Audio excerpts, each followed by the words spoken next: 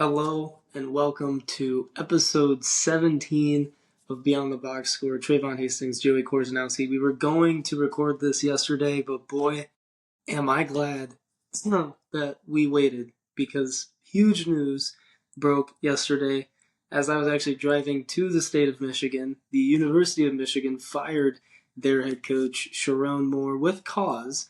A lot of stuff developing over the course of the last 6 to 8 hours after the announced firing for the inappropriate conduct with a staffer, and then everything that happened after it that we could discuss, we could choose not to discuss. But long story short, Sherrone Moore will have a mugshot somewhere, so Michigan fans and Ohio State fans can kind of collectively enjoy that mugshot. But I want to get your thoughts on it because they waited until after signing day, so obviously they still have their recruiting class locked up, but the caveat to that is the transfer portal opens right after the beginning of January 2nd, I believe. So Michigan has got to find a way to keep the pieces intact there. And I think that's one of the few schools in college football where players are going to go for the brand. They're not going for the head coach.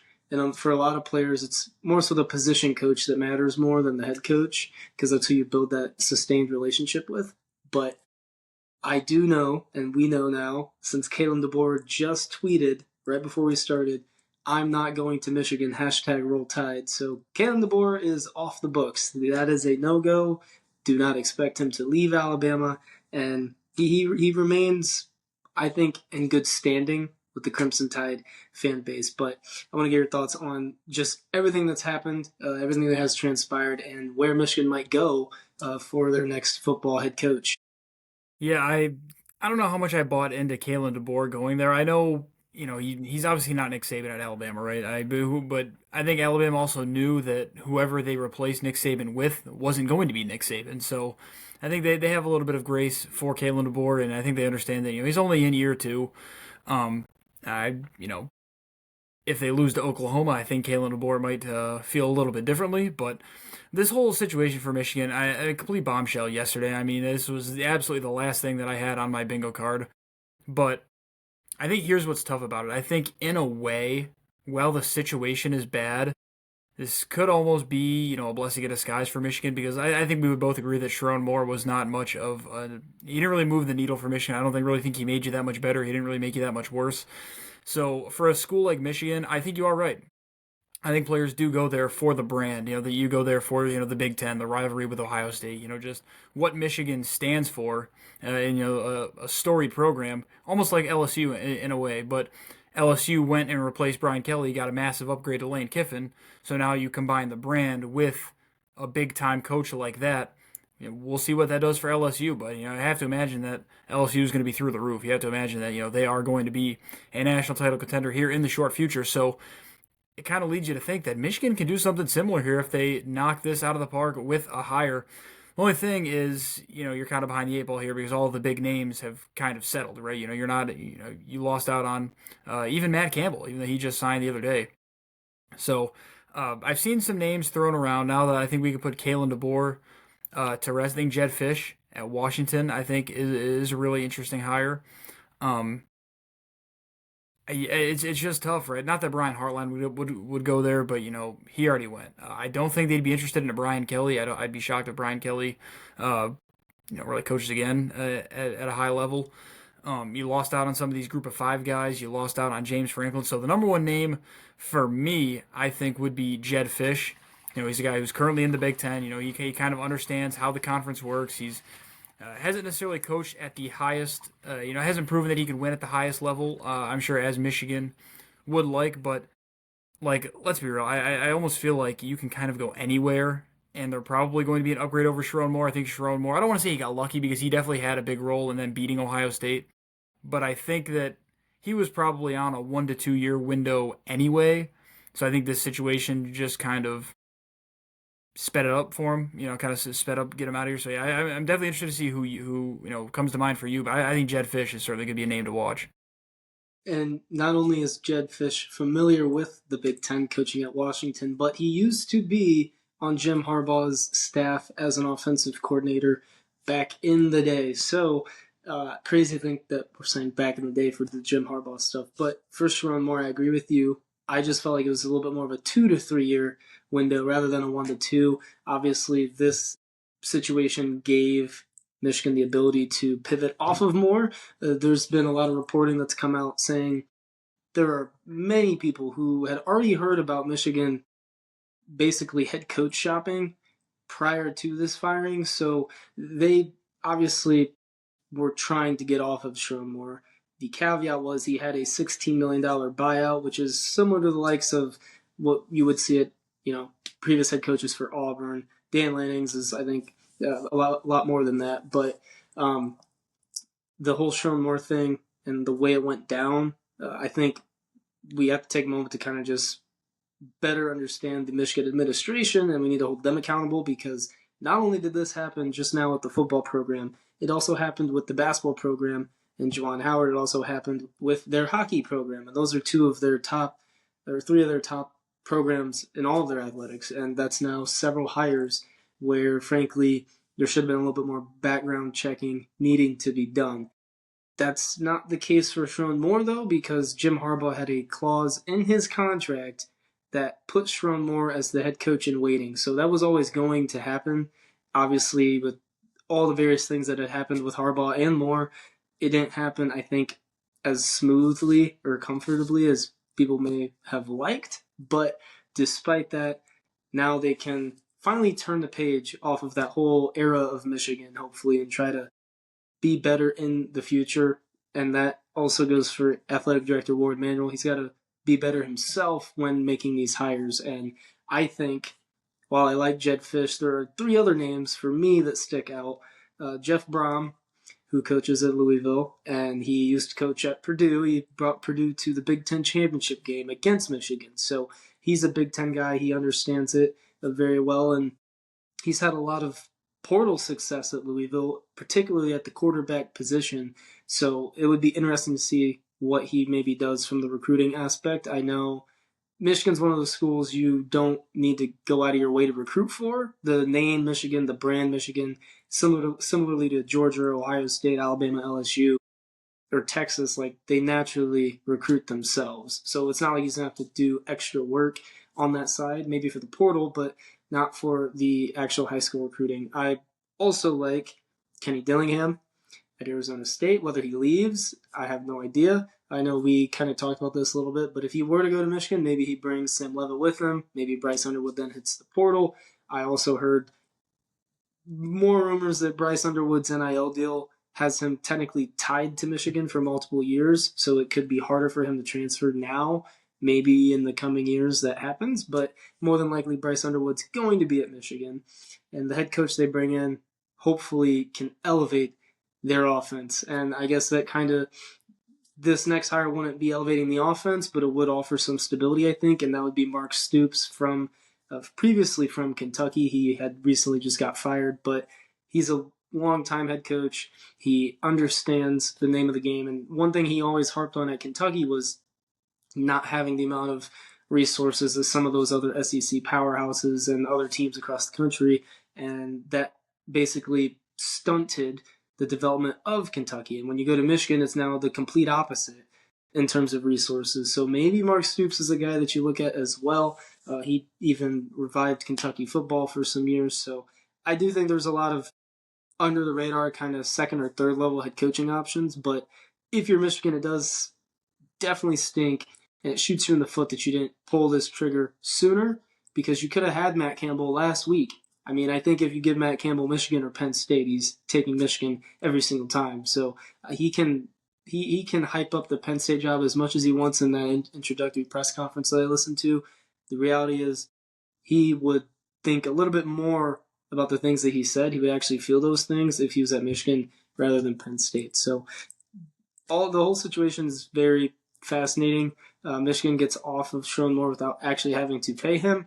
And to your point about us not really thinking Sherrone Moore was some elite level coach, I don't even know if he's a Power 4 coach. I don't know how many G5s would have him either. So I think his credibility, even before this whole situation, was definitely questioned. And I think now it even elevates itself even more. It just leads you to believe and like truly understand that like there are people out there that throw away like everything that they have going for them for one bad situation or one bad thing that happened or a little bit of lust and temptation. Like I think that's just the way our society is, unfortunately, and Sherrone Moore got caught up in that. So, Michigan, Sherrone Moore, a lot of it going on. We'll definitely keep monitoring and see if they have a head coach hired before the transfer portal, which I think would be ideal. But we're now going to talk about the college football playoff, its official rankings that came out, our reactions to it. Me personally, pretty pleased that Notre Dame did not make the field. I think you are yourself as well. And I was also very much not necessarily shocked, but I was definitely in the belief that the loser of the Big Ten championship game would fall to 3.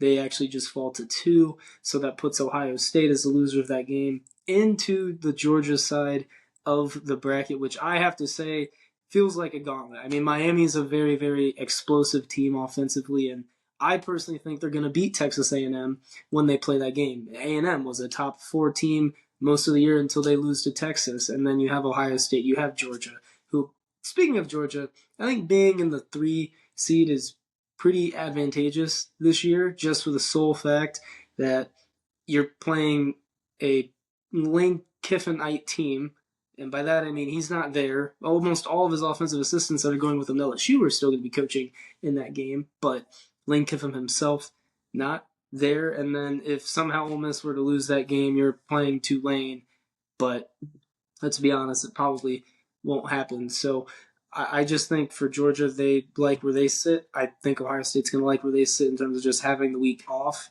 The same can be said for Indiana, but Texas Tech is definitely, for me, still just the team to watch and keep an eye on. And I think them not having to play Ohio State in the semifinals and rather Indiana actually is better for them. I think they match up a little bit better on paper with Indiana than they do Ohio State, ironically. So I think there's a good chance we get a Big Ten championship game rematch for the national championship. But before we get to that, your overall thoughts on the top 12. Yeah, I think the committee got it right. Honestly, I was actually very pleased. I didn't really think like I'm looking at the 12 teams. With the way that it shook out with Virginia losing and with BYU losing, I wouldn't have any changes. I question the process of getting here. I feel like putting Notre Dame in the playoffs all the way up until the final rankings was just like what was the point of that? Like while I think Notre Dame did not deserve to be in the playoffs, I understand why their fans would be upset. This entire process, I think, it just shows how many flaws there are in college football, which sucks to see because it really is such a great product. And even I'm a huge fan of the playoff. I love the expanded playoff. I know some people were saying that this year would have been a phenomenal year for the 4-team playoff with Ohio State, Indiana, Georgia, Texas Tech, but I'm a big fan of the 12-team playoff. I think the committee got it right. We were talking before we started recording. The selection show, they probably just need to do it like March Madness. You only need one selection show because every week it would essentially just be the same rankings with a switch up of maybe 1 or 2 spots. So I understand it's TV, it's entertainment. I'm all for it. I really am. But I think we probably could have done with just the one selection Sunday. But yeah, I'm really looking forward to this. It's interesting that you said that you like the draw if you're Georgia, but after watching Georgia's offense against Alabama, yeah, Georgia has a nice walk to the semifinal. But I think they're a dead man walking when they match up with presumably Ohio State. We assume Ohio State will win that matchup in the next round. So this is shaping up perfectly to be an Ohio State Indiana rematch. And after watching the Big Ten championship, I don't know how anybody can think anything other than those are the 2 best teams in the country. I know Ohio State's offense didn't look really that good, but I think it was more of a testament to Indiana's defense, and especially in the red zone. I mean, Ohio State has struggled a little bit offensively in the red zone, and I thought Indiana stepped up really, really nicely. So, a couple of really good matchups. I mean, a Bama Oklahoma rematch in Oklahoma, I think is going to be good. Even A&M Notre Dame, I think it's going to be a phenomenal first round game. Tulane can maybe try and get a little bit of revenge on Ole Miss. I will ask you, how much do you think that Lane Kiffin not being at Ole Miss is going to affect them? Because remember, this is a pretty decent Tulane team. I wasn't the highest on them, but they've already played Ole Miss once. Yeah, I think it was 45-10 at Ole Miss. I mean, they lost, but I think this is a huge question mark. I think this game could be a little bit closer than some people think. Without Lane Kiffin, I mean, that's a huge distraction the team can really take it one of two ways. They could look at it as a huge distraction. They could kind of already have 1 foot in, 1 foot out on the season. Or you can kind of use it as a rallying cry, and you can, bring this team together and say, you know what, we don't need Lane Kiffin. He's just, yeah, he was the head coach. Yeah, he, represents all of us. But at the end of the day, he's not the one making the plays on the field. So I'd like to get your thoughts on, where you think Ole Miss stands here. Personally, I just think it's a bad matchup for Tulane. I don't think maybe no Lane Kiffin gives Tulane an extra touchdown. So let's say we go with that same score, and it's I'll actually say this because I did the math wrong, but I think Tulane can keep this thing within like 17. I don't see them losing, especially on the road on a campus playoff game to Ole Miss. I just don't see it happening. Maybe offensively, Ole Miss might struggle out of the get-go, and that's going to be the key for Tulane in that game is jumping Ole Miss, getting out to a lead, playing in a very good, efficient first quarter, maybe quarter and a half, and settling into the game before Ole Miss can frankly, get the guns blazing on you and get a huge lead or something. So limiting the explosives is the biggest thing for Tulane in that game against Ole Miss. But I just think rematching that game, I do feel like to avoid that, the committee very easily could have just went A&M against Tulane, but they elected not to do that. They kept Ole Miss above Texas A&M. Since you brought this up, another storyline though, if Miami does beat A&M and then they do beat Ohio State, it does set up the potential for a Carson Beck just showdown with Georgia. And that would be a cool little storyline to see there. Carson Beck's record as a starter, I believe, is 35-5. So, just Impressive. the knacks that we have on him as a player.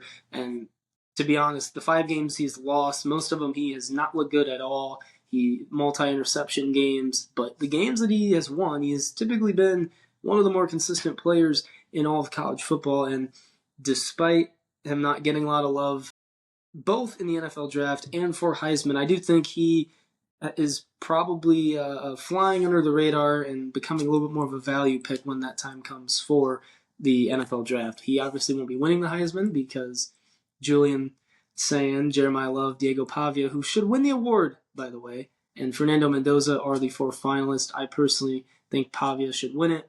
More yards, more touchdowns than any other quarterback in the entire country. And I just think he has catapulted, with the help of a great head coach and some additional resources, but he's helped catapult Vanderbilt into a new stratosphere in college football. But back to the playoff, I think it's going to shape up to be what a 14 playoff would look like. The top 4 seeds are probably going to run through whoever they play, and whatever that looks like, we'll see. And I do think we'll just see seeds 1 through 4 stack up. Obviously, Texas Tech will have a tough matchup with Oregon, but I think the extra week off or 2 weeks off is going to help prepare the Red Raiders. And like I've said, they have a top 3 defense in the country. I think they have one of the better offenses in the country as well. They have great balance offensively in addition to that. So they're going to present a lot of problems for a lot of different teams. And I agree on the Big Ten championship with Indiana and Ohio State. Ohio State having the red zone problems. It felt very evident very early on the impact of Brian Hartline leaving. And he's even said in every interview he's been asked about this, it was really hard doing both jobs that week. And it feels like he almost punted that game against Indiana. Maybe Ohio State thinks they'll see them again. Maybe they wanted to keep it vanilla in the event that happens, but it felt very stale, especially in the red zone. You're running 3 tight end sets with Bennett Christian and Kazmarek and Claire, with only one of Jeremiah Smith or Carnell Tate on the field. Respectfully, the receiver room is by far, I think, Ohio State's best group of just one position on their team. They need to use 2-3 receivers in the red zone, spread out the defense, and if you want to run the ball, then do it that way, not line up in gutting I form when you couldn't block Indiana's interior D linemen all game. And you run right into the strength of their defense, in my opinion. So I do think Ohio State will adjust if they were to play Indiana again. If you're Indiana, I don't really know what adjustment there would be to make. I feel like they played how we thought they would. They want to establish the run. They couldn't really do that. And really what it was they hit a few more explosives when it mattered most. Ohio State, as always, can't make a field goal in a big high leverage game.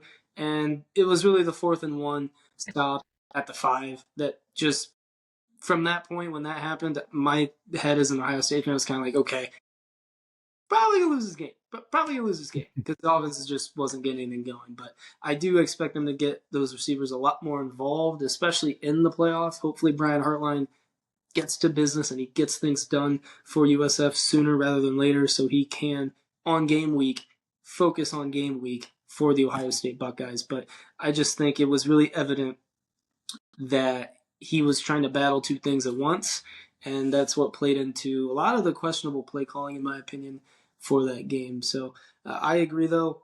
Miami deserving to get in. I think BYU was more deserving than both of those teams, to be completely honest with you. But you said people have been saying, oh, if it goes to 4 teams, like this is the perfect year for 4. I think this would be the perfect year. You know, we talk about a 14-team or 16-team expansion. This would have been the perfect year for that because ironically, we do have about 16 teams deserving of being in the college football playoff. I'm a fan of the FCS playoff model and doing it that way. It is 24 teams. However, they were playing playoff games on conference championship week for the FBS. So I do think if we go to an FCS style model, we won't have conference championships, which I think are kind of meaningless at this point anyway. So something to keep an eye on. I know the Big Ten has proposed a 24-team one as well with automatic qualifiers for each conference, 4 for the Big Ten, 4 for the SEC, and then 2 for both the Big 12 and the ACC, with the rest being at-larges. So I'm excited. I think it's going to be a great playoff. We're going to have a lot of good matchups. Hopefully a better first round than last year as well. I know that's highly unlikely with the 2 G5 teams in there, but I do think Bama, Oklahoma will be competitive. I think A&M Miami has a chance to be the game of the entire playoffs. I think that has a chance to be a really, really good game. So we'll recap and maybe preview those when we get closer to the game weeks for all of those teams. But we'll now transition into the NFL. A lot going on. Daniel Jones suffering a just brutal torn Achilles, and we've seen what that's done to several other quarterbacks. We'll see how Deshaun Watson looks. We know how Kirk Cousins looks. Detrimental injury to the Colts, who, as you highlighted right before we started recording, feel like a little bit of a front runner. Feels like they got out and ahead, and now everything's kind of slowly started to come back down to earth, which we kind of had the suspicion that might happen, but we didn't think it actually would, and here we are, and it has happened. Yeah, I think they just peaked too soon, to be honest. And I mean, I know there's really nothing they could do. I mean, they were just playing really good football to begin the year, and then teams kind of got film on Daniel Jones. He kind of came back down to earth a little bit. You saw him look a little bit more human in some of these games, and like we were talking, the run game can only take you so far. As good as we think Jonathan Taylor is, and as good as we think this offensive line is, there's only so much you could do. And then they went all in at the trade deadline. They go out and they get Sauce Gardner, but now he's banged up with a calf injury, so he's not even 100%. I will say though, that trade might come back to hurt the Colts. I mean, I saw somebody say this online. They were really banking on Daniel Jones being the guy for them. I mean, you went and made an all-in, let's cash in now move after seeing what 7, 8 games of Daniel Jones. And look, he played great this season. I don't blame them, but just given the way that the injury is, and given kind of how that deal is going to shake out, it could end up being a pretty bad move on their part. But a lot of people online were also kind of upset that the Colts couldn't find a better option than 44-year-old Philip Rivers. I mean, I think this is kind of uh, goes into the discussion of we have a problem across the country of developing quarterbacks. I know Tom Brady's talked about this before. I mean, me and you could probably talk about this for an entire episode, to be honest.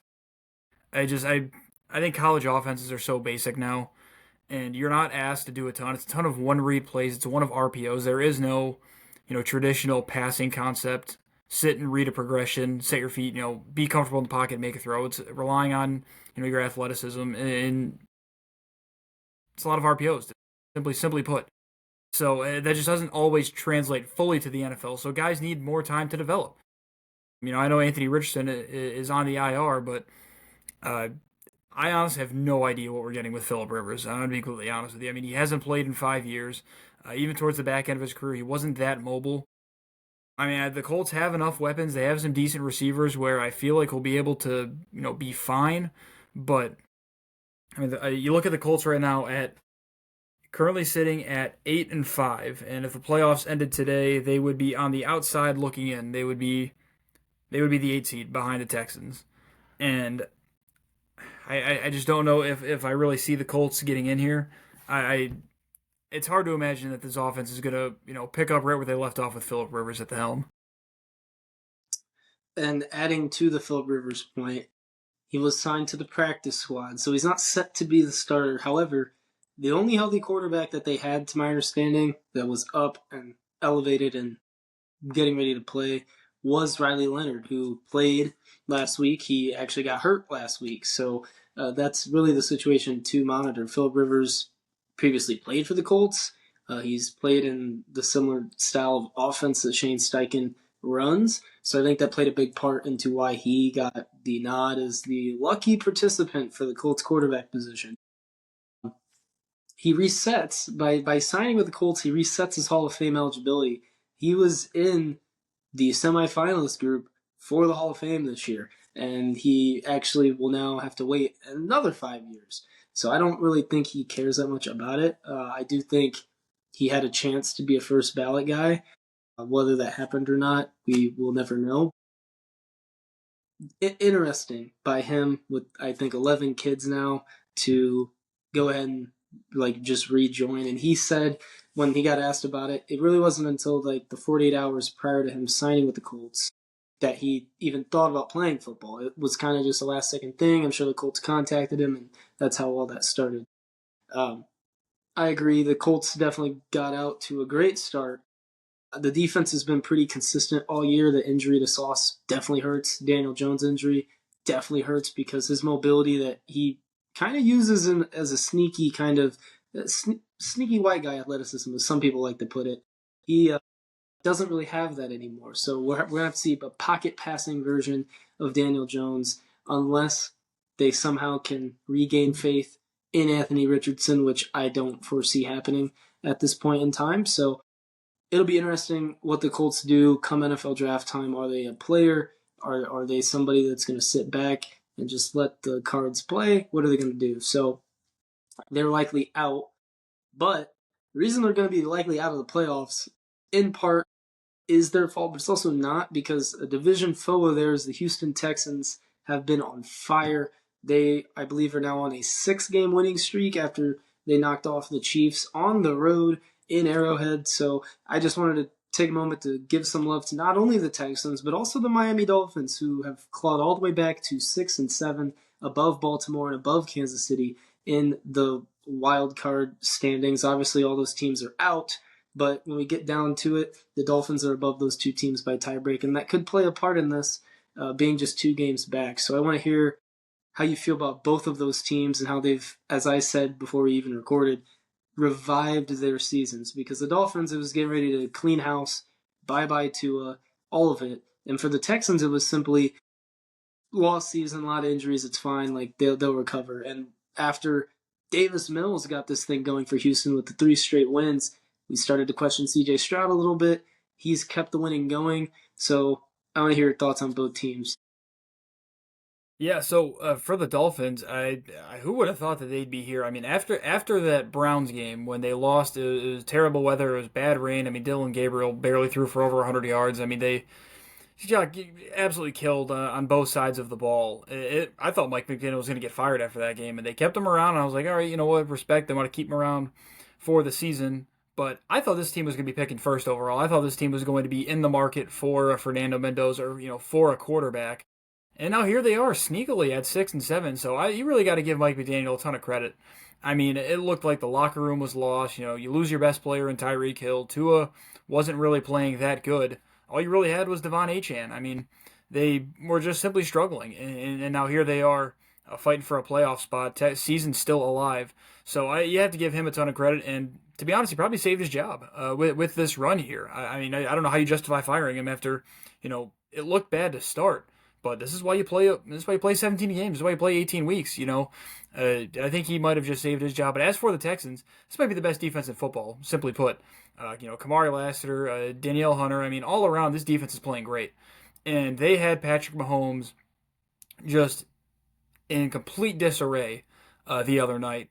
Now, I think the Chiefs, I think their offensive struggles. You mentioned before we started recording that they can't really run the ball.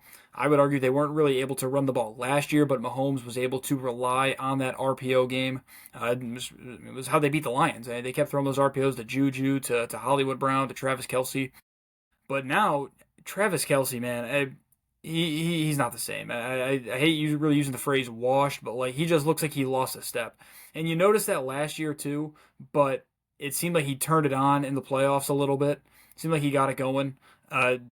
Unfortunately, not going to be the case this year. The Chiefs aren't going to make the playoffs, so I think you got to give the Texans a ton of credit. But I do think it's interesting. Their offense hasn't really been that good. C.J. Stroud doesn't really have that many weapons outside of Nico Collins. I think Nick Chubb is banged up. Woody Marks has been really good this year, but I think it's interesting. I think of a team like the Browns that have a really good defense, but they lose games because they beat themselves. Their offense gives defenses short fields. They get killed on special teams. Their defense can only hang in for so long. But now you see the Texans; they've been winning some of these lower scoring games. I mean, they had 10 points in the up until the fourth quarter against the Chiefs. I mean, look at the Texans have won some of these games 20-10, 20-16, 23-19, 16-13. Got into a shootout with the Jaguars. Lost to the Broncos 18-15. They beat the Niners 26-15. So like they've been in a lot of these lower scoring games. Their offense has this is really the perfect example of complementary football if you think about it, right? Because you think what the Browns can't do is play complementary football. Their offense and special teams have cost them games. Hasn't been the case for the Texans. C.J. Stroud hasn't really been turning the football over. He has been doing enough, especially as of late, to get the job done.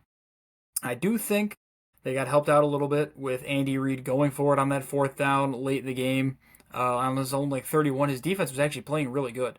They were actually really shutting down that entire second half. They had C.J. Stroud running all over the field, and they just kind of got away from what worked. So you got to give the Texans a ton of credit. It looked like they're going to be a playoff team. I believe the Texans, what did they start off 0-3 or something? They started off with a couple of games, 1-5. Yeah, they started off in the hole, I thought. And so that's two teams that have really just turned it around, right? You talk about the Colts peaking too soon. Well, these are some teams maybe peaking at the right time. Now, there's no guarantee that the Dolphins get to the playoffs, but the Texans are probably going to. At least it's looking like they're going to get one of those wild card spots. And I think they're going to be an interesting team because that defense, I would not want to play that defense right now. That defense is a tough matchup for anybody. They have been the backbone of the Houston Texans, not just this year, but in previous years. And obviously, having a defensive-minded head coach like DeMeco Ryans helps. And this allows them to now play a much more, as you mentioned it, complementary style of football. You're not asking C.J. Stroud to be boy wonder out there. He doesn't have to do what he did his rookie season. It's just not needed. Don't turn the ball over. Game manage effectively. And in his case, it's not game managing and throwing for 170 yards. It's game managing, and he's still usually getting about 233 to 275. Like he's very capable as a passer. We understand that. They don't have the amount of receivers that I think they would like. Nico Collins is terrific. I never thought I would say that with seeing how his Michigan career went, but he's in the beginning of his NFL career, he's been terrific with C.J. Stroud. They have two young rookie receivers, but those guys have to develop. Noel and Higgins have to develop. They went and got Christian Kirk, which I actually liked that move at that time. Very savvy veteran, very underrated, just has struggled with health. And then they have Dalton Schultz. Like they have a pretty solid receiver room. For them, it's really just going to come down to the running the ball side of things and the consistency with Woody Marks being a rookie and Nick Chubb coming off the big injury. But I believe now officially Joe Mixon's going to miss the rest of the year. So they don't even have to, sugarcoat that whole thing. Is he coming back? Is he not with his foot injury? It is Woody Marks and it is Nick Chubb. And the O-line has gotten a little bit better. C.J. Stroud isn't having to run around as much, but I do think a way to kind of negate that for any team is getting the ball out quickly and on time and running a lot of short, intermediate passing concepts, then rather than relying on the deep ball. Obviously, you're going to take your shots throughout a game. Playing, as I like to call it, a little bit more of a West Coast style. We're going to operate inside those 10 yards. We're going to operate between 10 to 15, 10 to 20, but we're going to always try to stay ahead of the chains and open up our entire playbook on short or medium range third downs. The Texans are the team you probably don't want to play right now, and whoever is set to play them in the wild card, good luck. If they are that last team that gets into the field, they actually would play Denver or New England, it looks like. So I think that would be a sneaky upset matchup for Houston there. Denver has a nearly equally as good defense, and their offense is pretty much equally on par with Houston's in terms of the production. So I think it'd be a really fascinating matchup for the Patriots, though. That's probably the best defense they will have played all year in Houston. And I do think they could create some problems for an MVP contender and Drake May in the run game. So I like the Texans to continue to run the table, maybe not win out, but run the table, get into the playoffs, probably as a 10-7 team. As for the Dolphins, I agree with you, likely out, but there's still, I believe, 4 games to go for a lot of teams. And in their case, you never know. I mean, you never know with the Dolphins. Obviously, if they're playing some cold weather games here in the next month, probably going to chalk those as losses. But to even get back to 6-7 after, I think they also started 1-5. It is truly a testament to that locker room, Mike McDaniel, and in my opinion, the biggest testament belongs to Devon Achane and the Dolphins O-line, because they have found a way in the last month to finally just be consistent in the run game, get going in the run game. Achane's towards the top of the NFL in rushing yards, and he's a more versatile Christian McCaffrey type back. He's going to do a lot of receiving and he's going to do a lot of rushing, but this year it's been more of the rushing for Achane than it has been the receiving. So I've been impressed with him and the Dolphins O-line, but who I've not been impressed with, and we kind of talked about one of these teams, that both Super Bowl 59 participants are, frankly, you talked about teams peaking at the right time. I don't even know if these two teams ever peaked. I think they, in the Eagles' case, have a lot of good close wins. In the Chiefs' case, they just have not won any close games. I think these are two teams possibly collapsing at the complete wrong time. Philadelphia, very good defense. Chargers, very good defense, like the Texans. But those are two quarterbacks that played in a very, very, very ugly game earlier, I believe, on Monday Night Football. I just want to get your thoughts on it.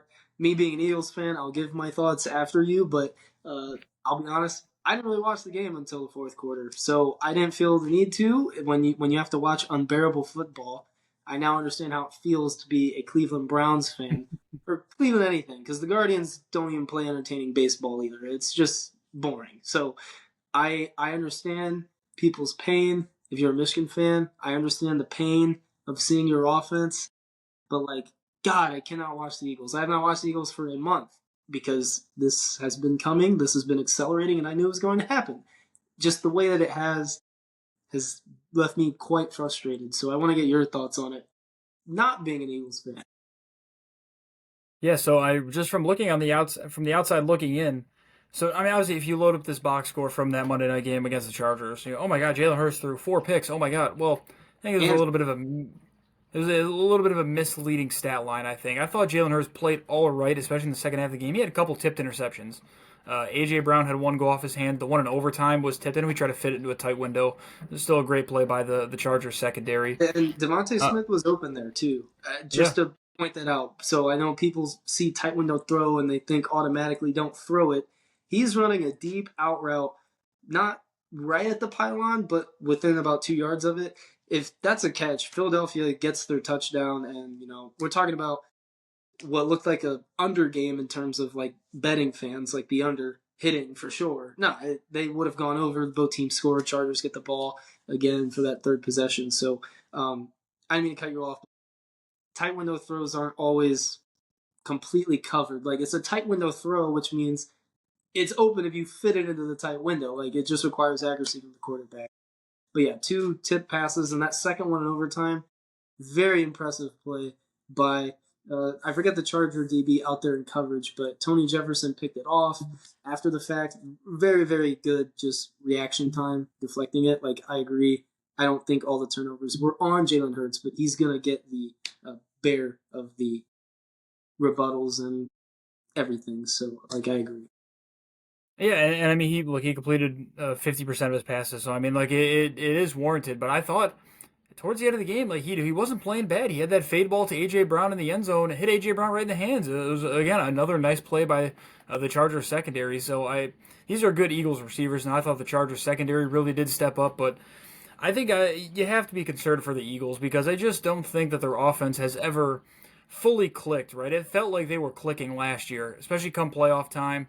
And then when they played the Chiefs, I mean the Chiefs couldn't stop them for anything. I mean they were hitting the long ball. Even they weren't really running the ball that well against the Chiefs in the Super Bowl. But I mean think how they beat the Rams, how they beat the Commanders. I mean multiple long touchdowns from Saquon. They were able to get the run game going. That has not been the case at all this season. And trust me, as a Saquon Barkley fantasy football manager, yeah, I'm not too happy about it. I had the third overall pick and I took him over Jahmyr Gibbs, and somehow I'm still in the playoffs. So I've got to bye this week, so I'll be in the semifinal no matter what. But I'm gonna need a big game out of him next week. But yeah, this Eagles offense just hasn't really clicked. And honestly, Saquon actually had one of his better games of the year. When you just look at the numbers, 6 yards a carry. He had the long touchdown on Monday night, so it was one of his better games, but it did not result in the win. And Jalen Hurts, I don't want to say he's getting exposed. I was pretty high on him coming into the year, higher than most. I was defending him. He had won the Super Bowl, and I thought it was deserved. He played good to end the year last year. I mean, I thought he did his part. He won Super Bowl MVP for a reason. Like he played his part last year. I mean, he played his role perfectly. He did what he had to do to get the team to win, and they put up a ton of points in doing so. But Jalen Hurts this year just has largely been unimpressive. I think losing Jason Kelsey was probably part of it. Cam Jurgens is now banged up, so the Eagles have been banged up. They've had some injuries, but there's just no flow to the offense like there was last year. And you can probably speak to this a little bit better than I can. I think Kevin Patullo, a new coordinator. I mean, you're seeing it in Detroit, right? The two new coordinators, and now Detroit's 8-5, and they were what 15-2 last year. They were supposed to be a Super Bowl favorite, and so those coordinator changes I think are a little bit more important, especially at the NFL level, than some people realize. But yeah, this Eagles offense, I've been holding out hope all year that they can turn it around, they get the run game going, but it hasn't happened yet. Yes, my turn. So, um, really quick on the Detroit Lions point, it's a fault of their own. I think they'd be better than 8-5 if they didn't have a Brandon Staley esque fourth down coaching type of decision making. Like when Brandon Staley was on the Chargers, it was we're going for it anywhere on the field, whatever the yardage is, go for it. Why not? And Dan Campbell has honestly kind of been a detriment to himself and the Lions team with his aggressive play calling because there are several fourth downs in the last 3 weeks where it's like, why go for it? Why? Even when they played the Eagles, ugly game that they still could have won. And I, being sitting there watching that entire game, felt like, okay, the Lions offense they're gonna get going at some point. They're gonna explode at some point. Never happened. And the reason it never happened was because why would you go for it 5 times in the same game, converting none of them? Not a single one. Giving Philadelphia consistent short fields, which albeit a lot of them they didn't really do much on, but the point is, if you punt the ball there, you flip the field, and Philadelphia's offense, known for being 3-and-out merchants this year, they go 3-and-out. You just flip the field right back in your favor. You only got to go 40 yards and score. So the Lions thing, like they easily could be better than 8-5. I understand they've had more injuries in their secondary again this year, but it's a fault of their own. And they also don't even use David Montgomery anymore. And I do think what made them so good was the use of, as they call them in Detroit, Sonic and Knuckles, and putting them both in the backfield, every other drive, alternating, and whatever the case may be. So use more David Montgomery and stop going for it every fourth down. Easy fix for the Lions. For the Eagles, it feels like, and it's been this way all year, and it was finally put into like great terminology from another person that I was listening to, and simply put, the Eagles play to not lose. which is not how you need to play to win, not play to not lose. The conservative play calling, the consistent questionable play calling as well, the type of offense that is ran. I mean, I can't tell you how many times I've watched Eagles just plays on a drive. Every receiver's running a hitch, every receiver's running a go, and that's just what it is. There's not a lot of versatility or, as you mentioned it, passing concepts. There's just not a lot of it in the Eagles offense this year. And it is solely that alone, that part of it is solely a Kevin Patullo thing, because that was not an issue with Kellen Moore. That was not an issue with Shane Steichen. That was not an issue with even Doug Peterson when he was the head coach and in Jalen Hurts' first year. Like it's been none of that. So that comes down to Kevin Patullo. Um, in terms of what actually happens on the field, like we talk about this all the time, it's the players making the plays or the players not making the plays. Yes, your coaches are supposed to set you up for success, and whether they do or don't is one thing. The players actually going out and executing and performing that success is a totally separate thing. Jalen Hurts, you mentioned it. Late touchdown pass should have been to A.J. Brown. DB didn't even actually do anything. A.J. Brown just frankly dropped the ball, and it's ironic because he's the same dude that has sat here for now multiple years and complained and moaned and cried about his targets. And fun fact, in every game A.J. Brown has had more than 8 targets this year, the Eagles have lost. They've lost every single one of those I was games. going to say he's had a streak with 100 yards, and it's been the last couple of games when the Eagles have lost, which I don't necessarily think is correlated, but I do think it's funny to note. If you have to force feed a receiver, you're probably decreasing your chances of winning. And I would argue it's even a little bit correlated because obviously game flow, game style, we get it. But even in a game like this one against the Chargers, back and forth, you're force feeding A.J. Brown. The Cowboys game, force feeding A.J. Brown early on, that's fine. But late in the game, they don't go to him anymore. It doesn't really make sense to me. Um, they have forced. I thought he made some plays. I thought he made some plays against the Chargers though. Later on in the game, he had some big catches to keep him in it. But then Jalen Hurts throws them. He targets him in the red zone, and it hits him off his hands. Now again, we said it was a great play by the Chargers DB, but like there's a chance for AJ Brown to go take over the game, and you haven't seen it. Yeah, I agree. And I mean, like, it's just very frustrating. I know other Eagles fans from like other places, other platforms who talk about like it looks like AJ Brown's just he's giving up on blocks early. He's not running fully through routes. We saw that early in the year in another game between Philly and I think it was Denver at that time. It was a home game, but Hurts throws a deep ball to AJ Brown and he kind of just he stopped running. He thought Hurts wasn't going to look for him. He ends up throwing it in Brown's, jogging down the field. Like there's small things building up into bigger things. And obviously, the small things are the O line not being consistent at all in the run game.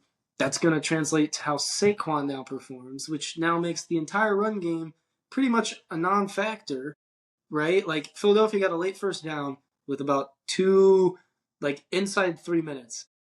Realistically speaking, if this is last year and they're able to run the ball, they're going to run through the 2 minute warning. They're going to make the Chargers burn all their timeouts. They're going to have the ball to end the game. That's how it is. And even in that game, I think got a first down. It hit the 2 minute warning. Chargers were able to get the ball back though, and Philly had to settle for a field goal because they can't run the ball. So they felt like they needed to go pass, pass, pass. I don't agree with that. I think you just make that team burn their timeouts in that situation. And if you settle the field goal then, you settle for the field goal then. Give yourself the chance to make a decision on third down rather than it being a third and long, knowing you have to throw the football. I just think it's a very disadvantageous position to be in. For Jalen Hurts and that whole thing, like, it seems like this is kind of the collective belief, but it feels like he's very selective on like his leadership or when he wants to take accountability and all the other things, and like he understands he needs to play better. Like if you have full control of the huddle and you don't like a play call, just audible out of it, man. Like that's what the entire second half was against the Rams, and that was the best Jalen Hurts looked all year outside of the Minnesota game. So they have too much talent on this team, and this might come as spoiled because I am an Ohio State fan, I am an Eagles fan. I get it; they're two of the powerhouses of their collective, sports. But this team has so much talent; they should not be 8-5. They shouldn't be. They shouldn't even be at the time. Like they shouldn't have even been 8-3. You blew a game against Denver. You did lose to the Giants, is fine. You blew a game against Dallas. Like at that time, they should have had one loss. That might sound spoiled, that might sound entitled. I don't care. The reality is, they are arguably the most talented team in the league on both sides of the ball when you put it all together. So it doesn't make sense for them to even be 8-5. It doesn't. And they have a head coach who can't call plays because the first year when we saw them do that, it was terrible. They weren't even trying to run the ball. It was all RPO filled, and I get it. Nick Sirianni, shout out Mount Union, man. We being Heidelbergers, we don't appreciate Mount Union, but the point is the guy knows how to win, but what is he actually doing from a schematic standpoint to help the Eagles out here? The defense can only do so much. You want to talk about how bad the Eagles played against the Chargers. The Chargers played equally as bad offensively against the Eagles, and it was fumbles and interceptions galore for both teams. And I just think eventually, once the Eagles' defense gets gassed or they're tired out or they start giving up points, season's done for Philly because their offense can't do anything. And I think a lot of that is in spite of who they have in the coaching staff, maybe feeling like they can't run certain things offensively because of their quarterback. But the caveat to that is you don't know because you don't even try to, open up the offense. Jalen Hurts said in the game last year against the Rams, I think it was, or Washington, it was like, yeah, they let me out of my straight jacket. Like, we weren't playing to not lose. We finally started playing to win, and they allowed him to have the ball in his hands and make decisions. Obviously, in a game like that against the Chargers in overtime, you understand, and the defense understands, look, they got to get a touchdown. You have 4 downs to get it every time, but it's going to be a lot of passing. And when things get a lot more predictable, it's a lot harder to execute. And ironically, that's been the Eagles' offense the entire season. So I'm not boycotting Eagles games, but I'm not watching them. I don't feel the need to. I didn't see the Bears game, which, by the way, weird for the Eagles defense to give up over 200 rushing yards to 2 running backs. Another game they didn't look good offensively in, but that's every game. So their season's collapsing. They will need to pray for a good matchup in the wild card that they can at least win that in. They're not getting the 1 seed at this point. I think we can all kind of keep that and run with it. I think it'll be in Green Bay or it'll be maybe in San Francisco. I mean, we'll see, or the Rams. But collapsing Philly team, equally collapsing Kansas City team. I know we kind of talked about them already. I don't know if it's just the end of the era, Andy Reid, Travis Kelce, Patrick Mahomes, but oh man, this defense is just taking a step back.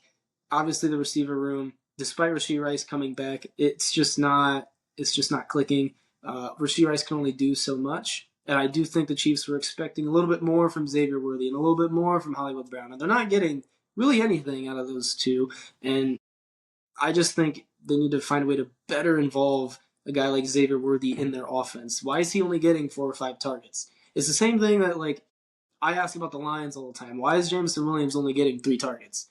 You have him as a starter. You expect him to stretch the field vertically, so use him. Don't have him out there running cardio, and don't even give him the ball. It's the same thing for the Chiefs, and they try to use Xavier Worthy like the Ravens use Zay Flowers. They incorporate him on a lot of motion actions, jet sweeps, various things. He even gets some carries, but he needs more legitimate targets to take pressure off of Rashee Rice and allow Travis Kelce to frankly just be a security safety net for Patrick Mahomes and not have to be that constant just get the ball to Travis, get the ball to Travis, get the ball to Travis. It shouldn't have to be like that. They can't run the ball. That also doesn't help. They haven't been able to run the ball for a few years, but I do think they need to find a way to be better in that aspect. They are pretty good at protecting Patrick Mahomes most of the time, but they're not very good at run blocking. So I think you need to establish some balanced offensive linemen in there as well. And like you said with the Andy Reid thing and the play calling, don't do what the Lions do. Don't fall into that trap. I don't advise it.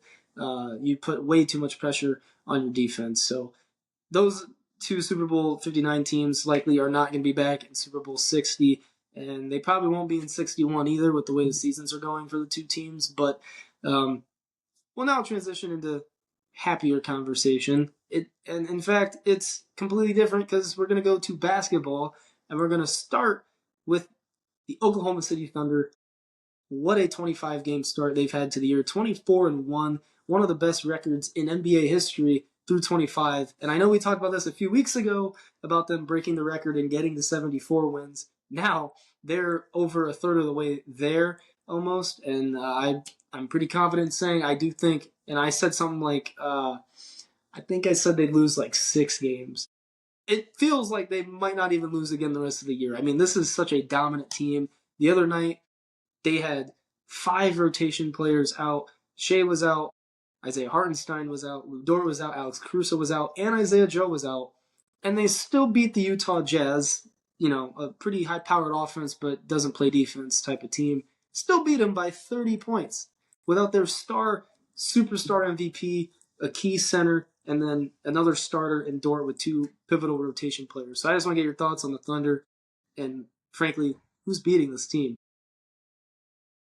Yeah, I mean, I'm really hard pressed to find a team that can match up for a 7 game series and beat the Thunder. I mean, they can beat you with shooting, they can beat you by driving to the rim, they can beat you with their defense. Everybody pitches in. This team really is built perfectly, to be completely honest with you. But I think the main thing for me is, so yeah, it'd be great if they went and set this record. It'd be historic. I certainly think they can. And to be honest, at this point, I have a hard time coming up with a reason as to why they won't. Just given the way that they play and how many people pitch in for them. And you mentioned half the roster was out the other night, and it didn't seem to matter. But I think my only concern is, will they burn themselves out by going and trying to get this record? I don't know if the Warriors necessarily burned themselves out in 2016. I mean, they came down to a game 7 in the finals. I mean, those are essentially coin flips, unless you have a star player get injured like the Pacers did last year. But I don't know if the Warriors necessarily got burnt out, but I think that's an interesting point to make for the Thunder. I know they're still a young team, don't really have a ton of miles on their legs.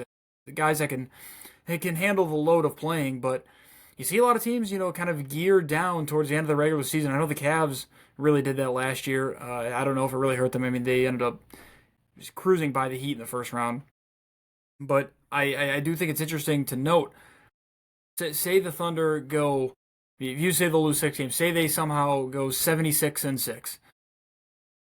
All those guys have to play 82 games, and they're really trying towards the end of the year. They're really playing hard to go and get this record in, of course, as they should.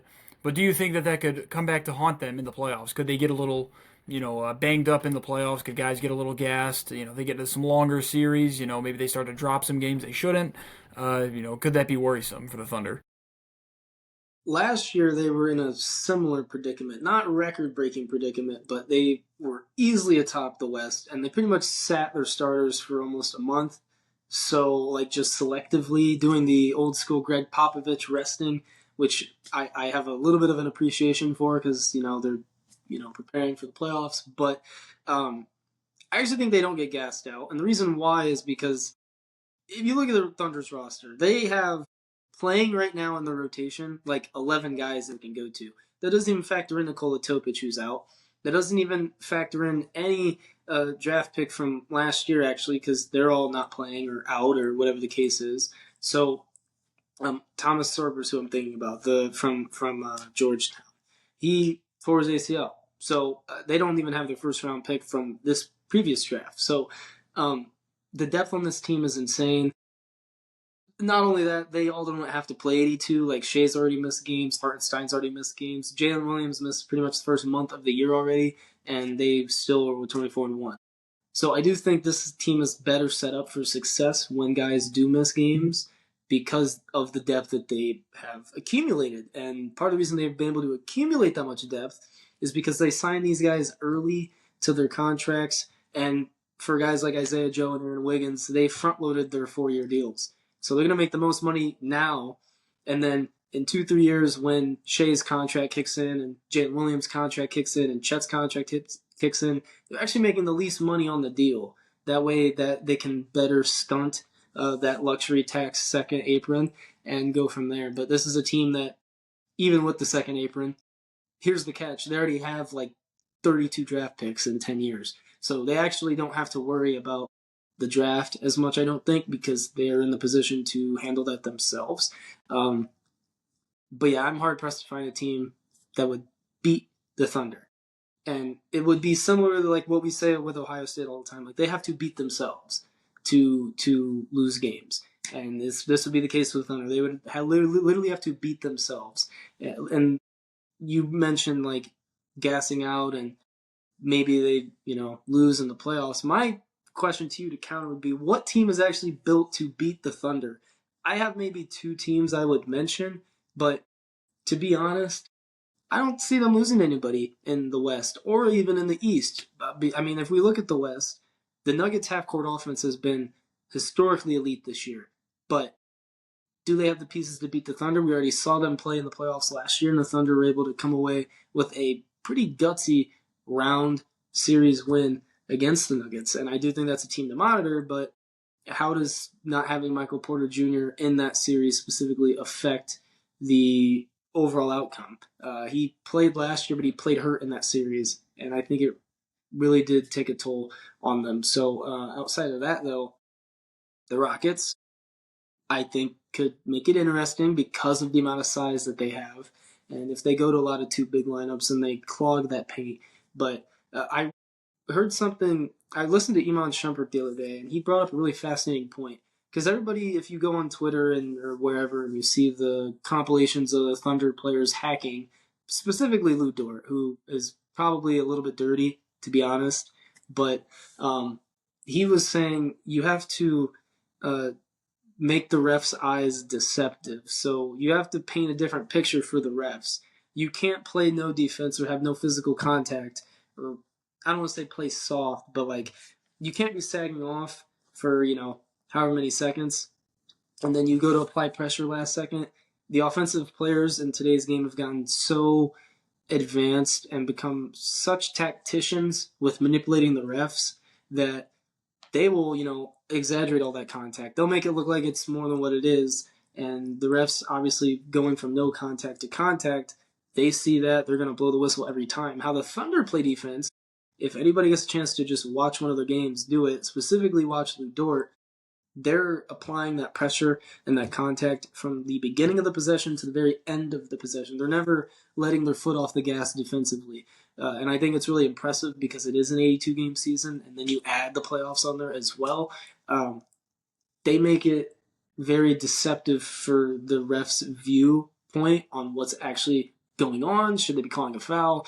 And because they've been able to do this and honestly become master manipulators of the officiating defensively, they can be as almost as physical as they want with teams and get away with a lot of stuff defensively because the refs aren't necessarily seeing it how you would think that they would. So that's just a random side note, but it's part of what's made them so good. Like we talk about Shea and we talk about Chad and we talk about Jalen Williams and their offense and the consistency that they have, and everybody calls them free throw merchants. But defensively is what makes the Oklahoma City Thunder the Oklahoma City Thunder. It starts on that side because until they meet a team that can go punch for punch with them offensively, they don't even, I mean, they don't have to worry about that side of the ball. And we saw that in the finals. Indiana, their strength is their offense, and they actually put a lot of pressure on the Thunder. And if Tyrese Halliburton doesn't get hurt, good chance the Pacers win that series. So I do think this could be, as we've talked about in the past, a dynastic situation. All their core players are locked up. They've got these boatload of picks. They could, if they wanted to for fun, like we talked about the last time, go get Giannis, do what you want to do. But man, what a start for the Thunder. They've just been above everybody else once again in the NBA. Yeah, and to answer your question, who I think could match up with the Thunder, I thought the Pacers did last year. I thought that's why I went 7 games. I mean, because when you think of a team that needs to match up with the Thunder, I think of a team that has reliable depth. That's what the Pacers had. I mean, they were 8, 9, 10 guys deep. I mean, they played multiple guys off the bench because that's how the Thunder are built. You have guys that can come off the bench, provide energy, guys that can shoot, they can run the floor, they can rebound, do a little bit of everything. And then you have those, superstar level guys like, you have Shea, you have Jalen Williams, you have Chet. The Pacers had Halliburton, they had Miles Turner. I mean, they had their guys too. So I really did think, for as much of a, I guess you could call it like a Linsanity run for the Pacers, it was kind of a historical run with all the game winners they hit. But I did think they were built pretty well to take on the Thunder. Now I don't really know how many teams are built like that this year. Like I think of teams like the Cavs that rely on guys on the bench. But do I think that the Cavs bench is better than the Thunder's bench? No, I don't. So it's hard to find a team that, even if they do match up with the Thunder, are they better than the Thunder is the question. And for the large part, it is no. And you mentioned the Nuggets. I think the Nuggets have a chance to beat anybody when you've got Jokic on the floor and when you've got guys playing off of him, hitting their shots. So absolutely, I think the Nuggets have a chance. But over the course of a 7 game series, I I find it really hard for a team that matches up and is better than the Thunder over the course of that series. So I think the Thunder very well could go back to back. It wouldn't shock me at all. Hopefully they stay healthy, of course. But in terms of breaking the record, I think they've got a real chance to do so. And it's right now it's real unless a team makes a deal at the deadline. But even then, you think of the big deals at the deadline, it's always to go and get one guy. I don't think going and getting one guy is going to help you beat the Thunder. I think like I said, you need that depth. You need those guys off the bench to be able to combat the Thunder's play style. And right now, since the Pacers are not what they were last year, I don't know if there's another team in the NBA where I can confidently say has the depth to match up with them. And adding to the deadline point real quick, there's really only a few names that we know as of now will probably be available. And ironically, I think 90% of them reside in Sacramento with the Kings. The other 10% is Giannis. So those are a lot of most. All if the Thunder wanted to, they could just go get all of those pieces themselves because they can and they have the money to, and then they could Have just all the picks. just screw over every other team. But um, likewise, to the Thunder's dominance, what a start to the year it's been for Michigan basketball. I can't, as an Ohio State fan, I hate saying that, but it's a little bit different with basketball. I can acknowledge them a little bit better and a little bit more. And my God, what a start. I'm surprised. I told you when I saw the new AP poll that had dropped before this week, when Arizona was 1 and Michigan was 2 after Purdue lost to Iowa State, I was shocked because Michigan won 3 games the week prior by a combined, I believe, 100 points. I think they won 2 of those games by 30 and the one against San Diego State by 40. So, I mean, they literally won 3 games by a total of 100 points, and they weren't number one in the AP. And then this week, when they played Rutgers, they beat them by 40. So, I've never seen this quite dominance like this, at least not in some time for a college basketball team. So let's talk about Michigan's dominance and what you've seen, what you like so far, and where you think they could go as well. Yeah, I mean, right now, if I had to pick a national champion, I'd pick Michigan. I mean, straight up. I saw a video today, Dusty May, must have been the other day. He said that Michigan has 9 starters on their team. They have nine guys on their team that can go and start for anybody in the country, and I fully believe them. I mean, they absolutely killed it in the transfer portal. I think Dusty May is a great coach. I think you saw this coming last year. I was pretty high on Michigan in the tournament last year. I believe I had them beating A&M. I thought that they were actually. I think I might have had them beating Auburn. I was high on this Michigan team last year. Now they were built a little bit different. Yeah, they were built a little bit different last year behind Vlad Golden and Danny Wolf. Now this year, I think they're a little bit more of team basketball. But yeah, I mean, this is the peak of college hoops in this era, right? You go out, you dominate the transfer portal, and you're seeing the results on the hardwood. So I'm a big fan of this Michigan team. I have absolutely no idea how they're not number one over Arizona. I think this is kind of the consensus favorite for the national championship right now. I mean, you think of some other teams that are behind them, Purdue. I think Michigan would beat Purdue. I think they would beat Michigan State. I think they're better than Gonzaga. I think they're better than Arizona right now. So, honestly, it was everything that we just said about the Thunder. I feel like could be kind of held true to Michigan. They're a deep team, and while they're good, there might be some other teams that are as deep as them. But are there other teams that both match up well with them and better than Michigan? I can't really say that I think there are. So Michigan's going to be fun to watch throughout the year. Again, hopefully they stay healthy. But I love what Dusty May is doing. He's really building something special over there in Ann Arbor. I saw a lot of this week being Dusty May is the basketball version of Kurt Signetti. And to be honest, with where Michigan basketball was with Juwan Howard, it's not that far off. It's different with Indiana. It's the losingest program in college football history. That's not the case for Michigan with basketball. But his first year, I think, when he had taken over everything, Michigan was 8-24. They had all the Juwan Howard stuff that had just happened, reopening the door for the Fab Five and how all that stuff happened back then. Now, I mean, it's a complete new era. Michigan's taking full advantage of the NIL, and I agree on the nine starters thing because they all play pretty much the same minutes. There's no one that, hogs 30 minutes. They're all playing between pretty much 17 to 26 minutes a game. But adding on to that, like, I don't think they have a true superstar talent other than Landenborg. Like, they don't have a true superstar caliber talent on their team. So the only caveat for Michigan, unlike the Thunder, I think you can better handle it in the NBA in comparison to college basketball, but it is a game of matchups, truly, and styles. Styles make fights.